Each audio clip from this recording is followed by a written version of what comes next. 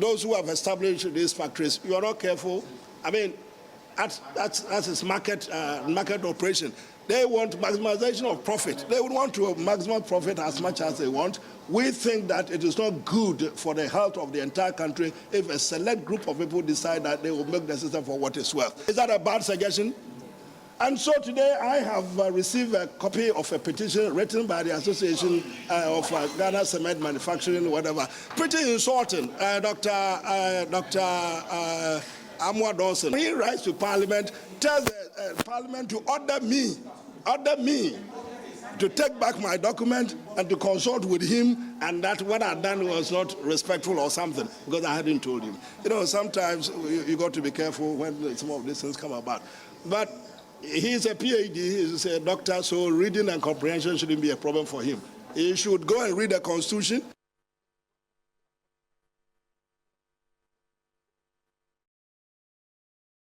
Well, welcome back to Key Point on TV3.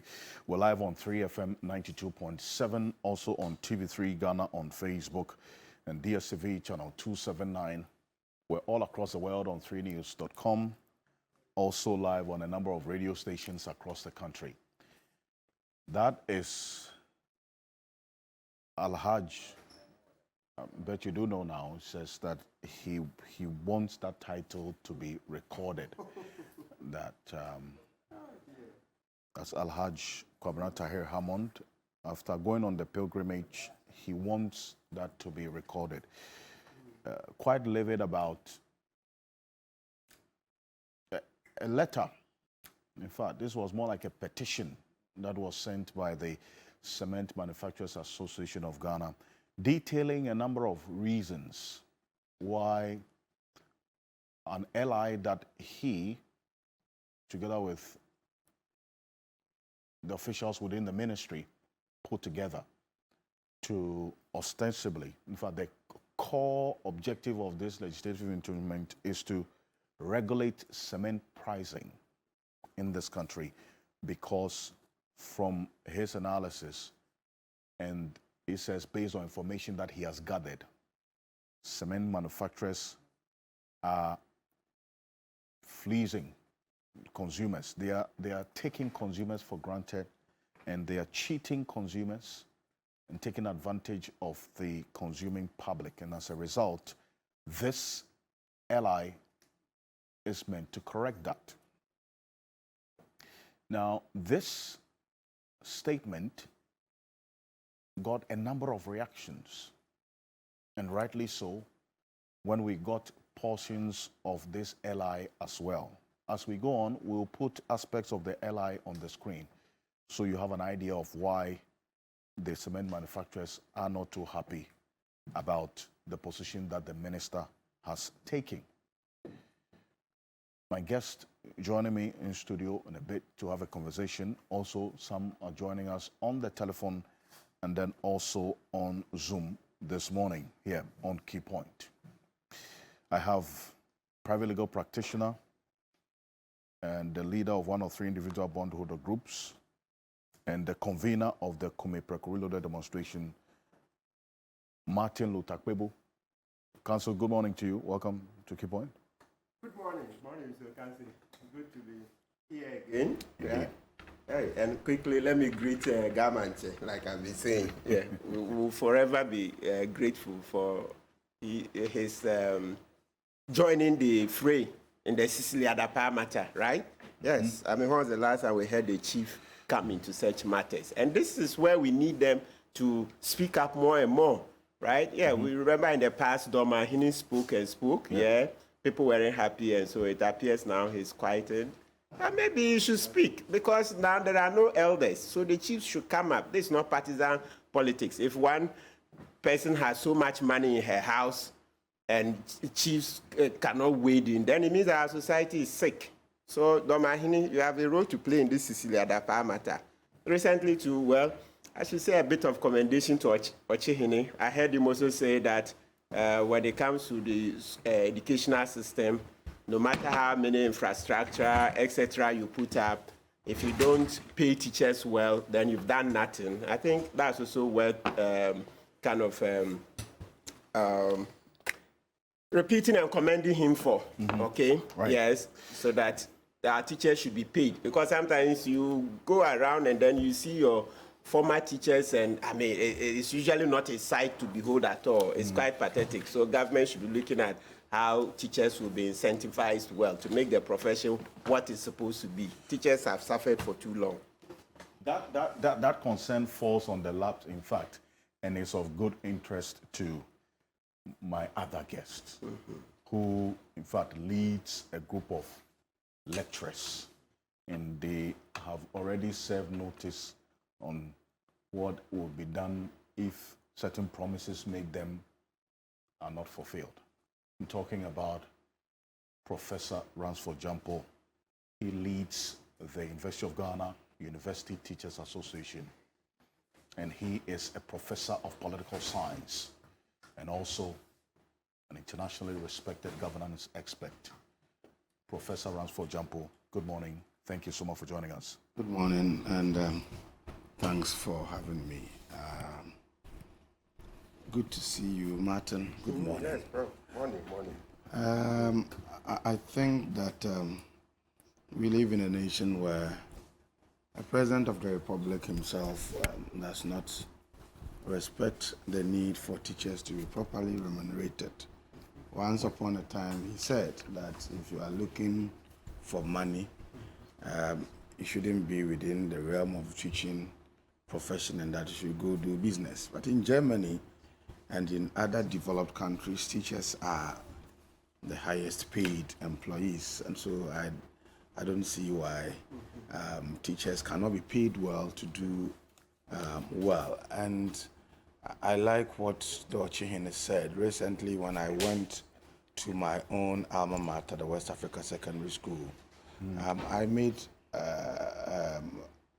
I was asked to be a keynote speaker on how to improve environment for quality teaching, and I told them that you can send all the textbooks there, you can install all the computers, you can do everything, but without a motivated teacher, you are just romancing a stone, because nothing would happen.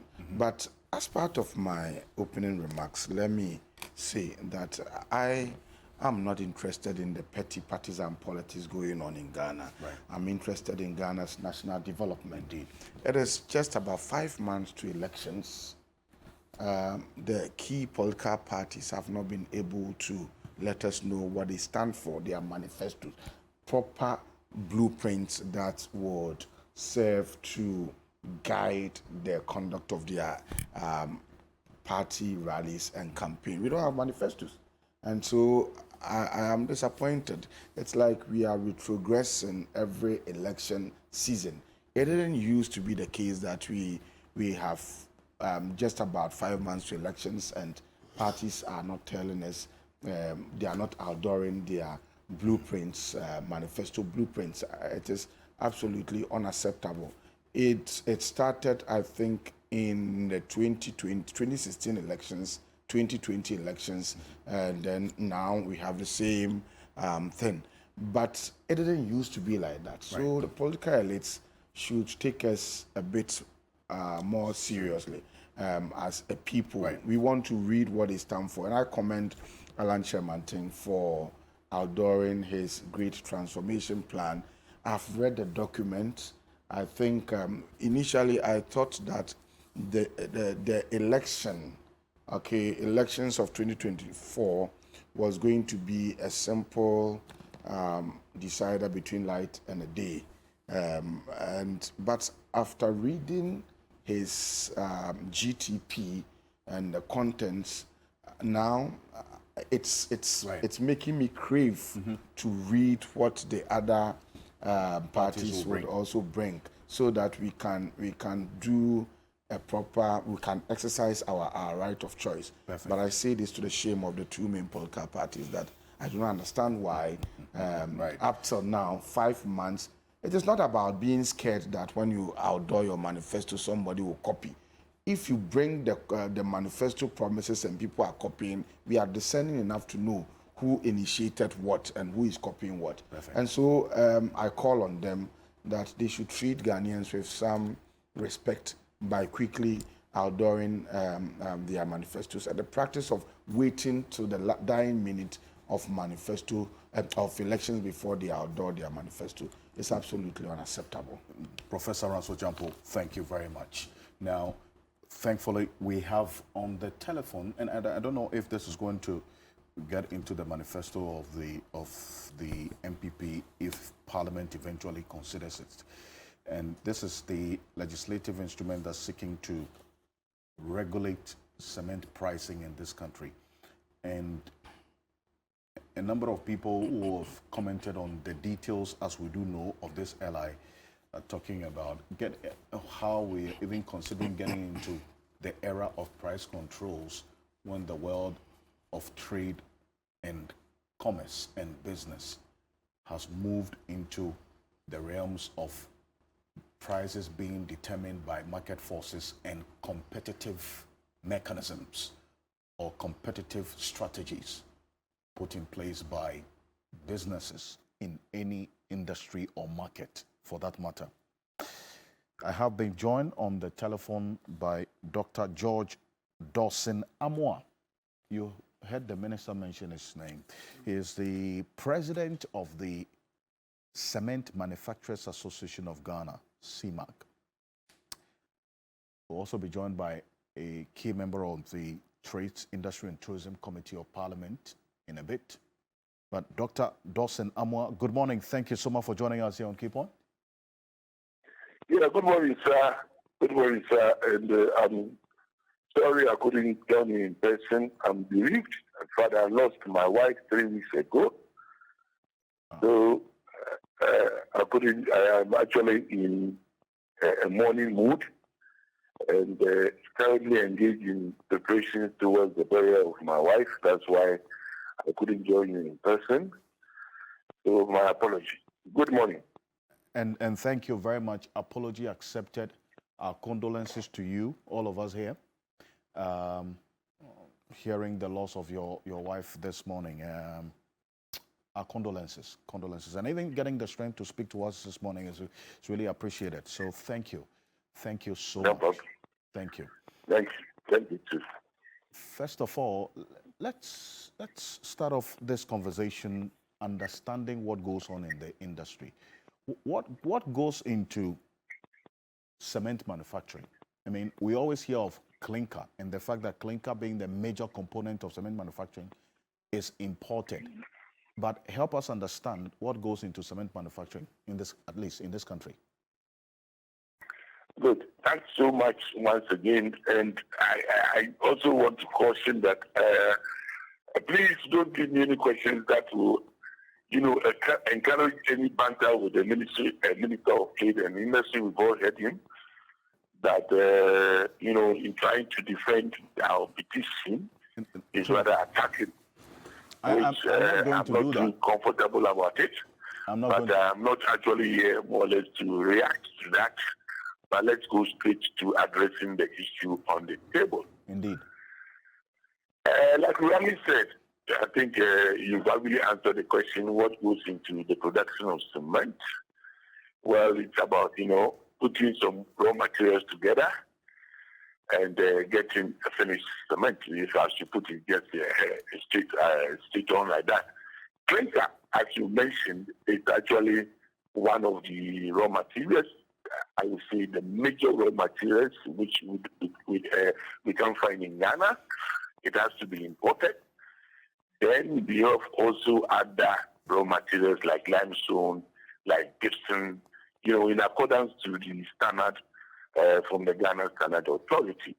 So basically, as I was saying, there are about 3 components that put together, raw materials put together, that we can have a finished cement, which can be produced into different types. There are different types of cement, but I don't think we are going to go in now. They are quite technical.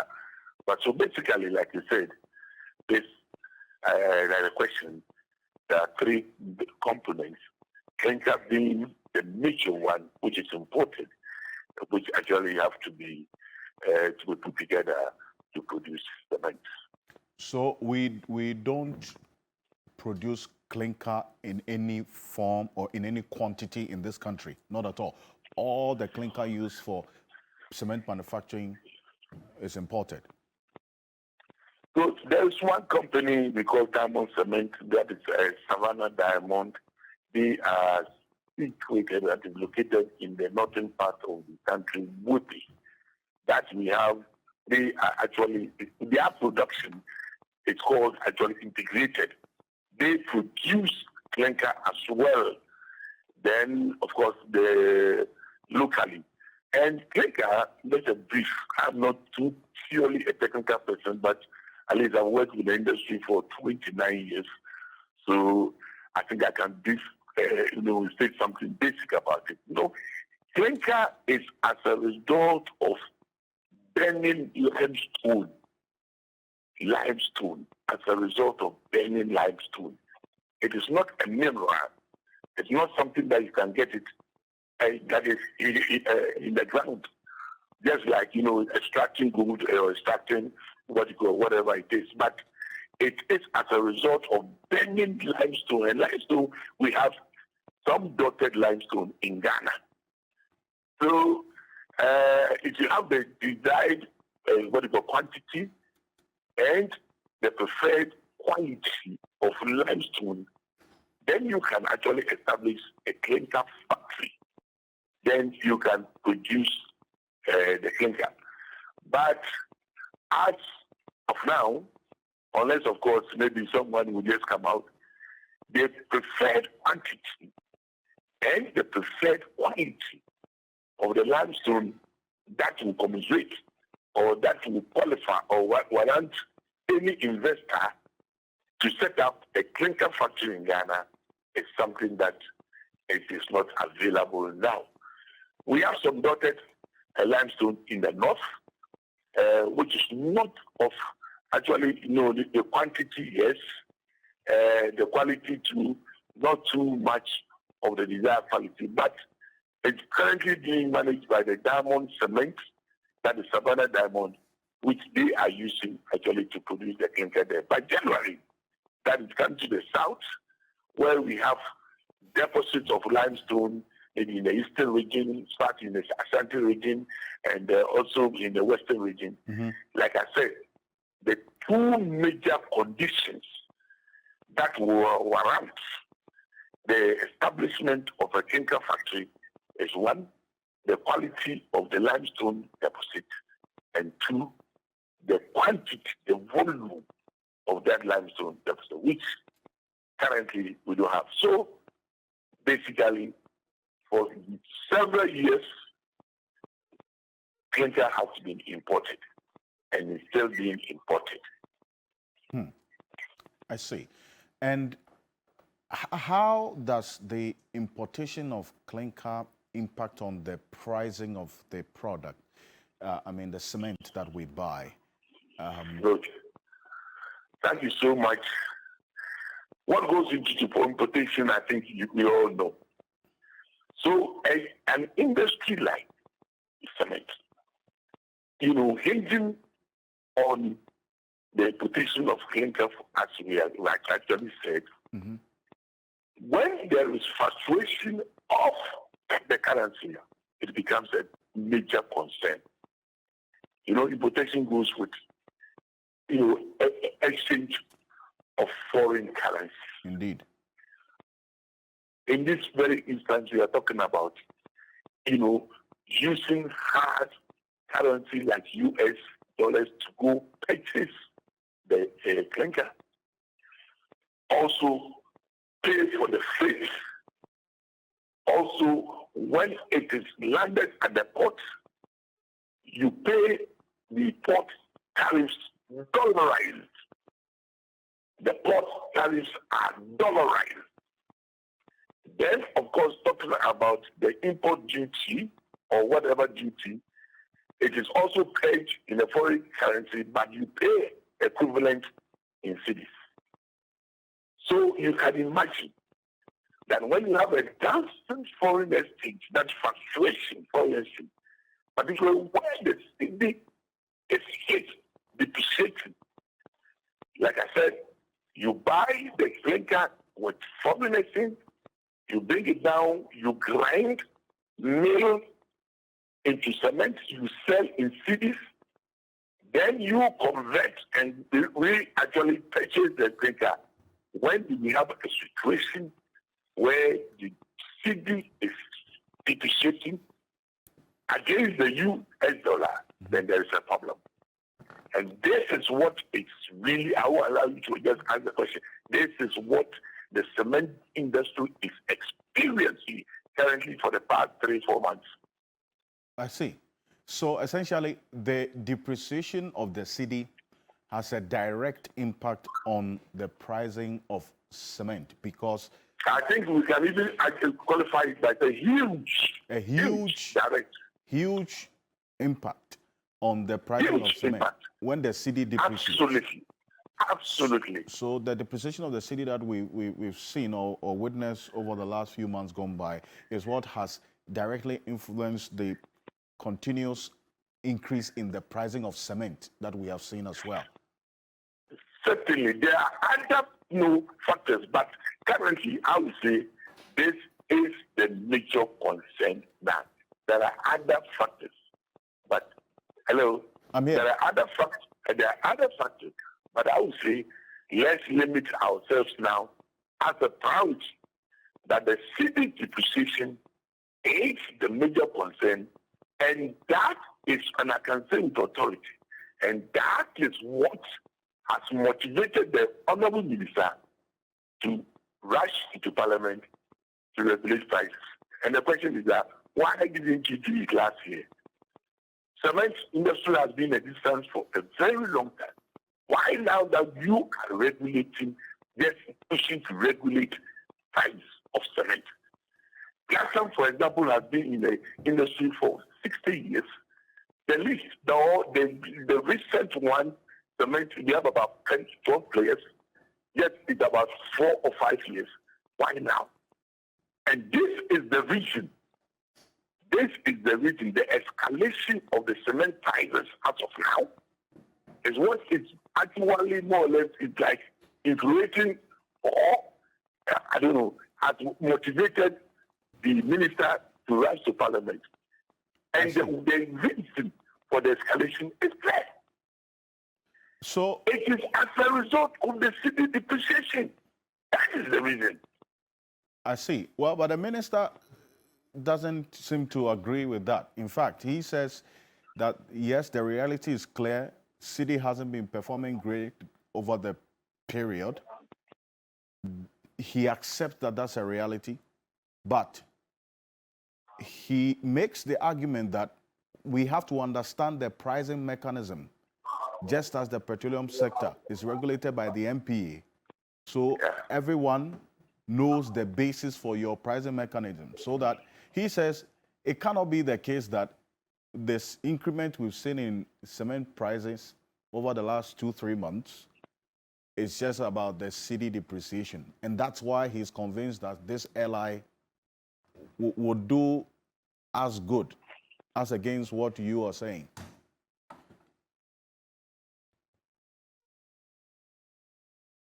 Hello, Dr. Dawson? Hello. Yes, good.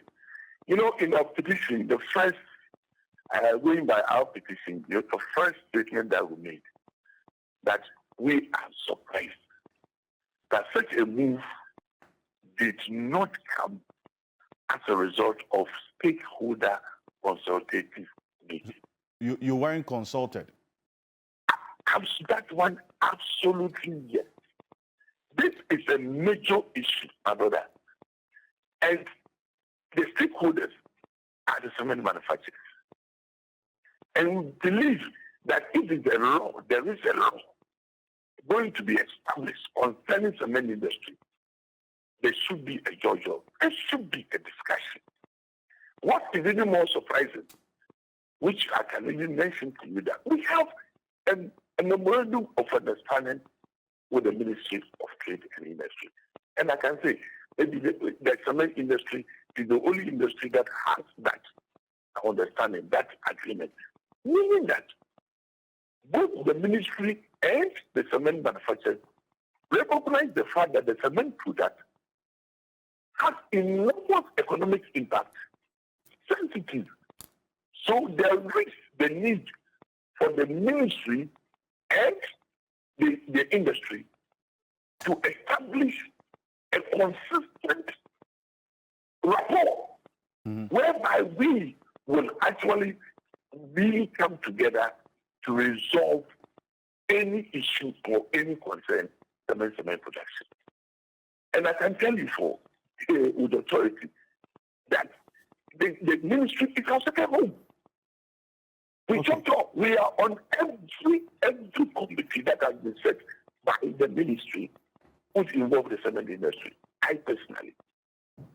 Recently, there has been a regulation with regards to the establishment of cement factories in Ghana. We realized that the rate at which people are setting up cement industry in Ghana, we should be very, very careful because it really has an adverse effect of actually compromising with the standard. Together with the Ministry of Trade and Industry, we've established an ally, 2840. It is recent, just December. I see. Then, of course, we're talking about 2018, 2019. We also, together with the Ministry of Trade, have established an ally, also regulating importation of bulk cement into the country. Okay. So we are together. So why this time that you really want to regulate prices, we will not even, whether discuss with our regulated prices or finding ways and means of stabilizing cement prices. You cut us off.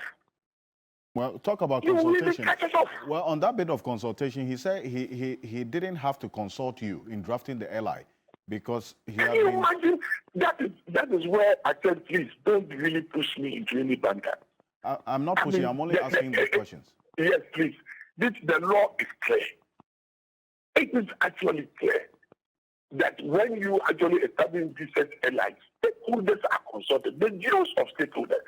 And I can even mention that with even our, literal investigation, even the Committee of Trade and Industry in Parliament was not even consulted. So that is actually, we are not just fighting. We are just saying that out of fairness, that LI concerns manufacturing. Please, give us a hearing. At least you are dealing with business people. Every step, every law has its consequences. At least we can be able to let you know the consequences of that. Meanwhile, let me put it on record. That most cement manufacturer is happy increasing price. I'm telling you. This, I'm being honest with you. You are not happy increasing the prices? They are not happy in actually increasing price. Because listen, their workers are Ghanaians. The business consumers, they know the level of what you call the salaries, and they know the housing deficit that they have. But they are compelled to because of unfavorable economic situation. It's unfavorable. And no investor invests to lose. No. But let me find out this, and please confirm this for me, because one of the cement retailers has just sent me a message that beginning July 1, the cement manufacturers, have increased some components by 12 cedis. So it means that at the retail side, cement prices are going to go up again beginning July 1. Is it true? I'm not privy to that.